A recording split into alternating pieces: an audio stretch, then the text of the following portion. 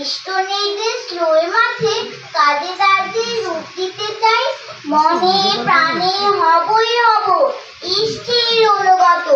দিবানিশি এই ভাবনা অন্তরে জাগ্রত, শ্রেষ্ঠ হতে চাই না আমি, লঘু হয়ে থাকি। পেলাম ইষ্টচরণ, রতন চাইতে যাবো আর কি। ধন্য হলো জীবন আমার, সদ্গুরুর সৎ মন্ত্র পেয়ে দৈন্য গেল পুরুষোত্তম চরণতরে শরণ লই। জয় গুরু।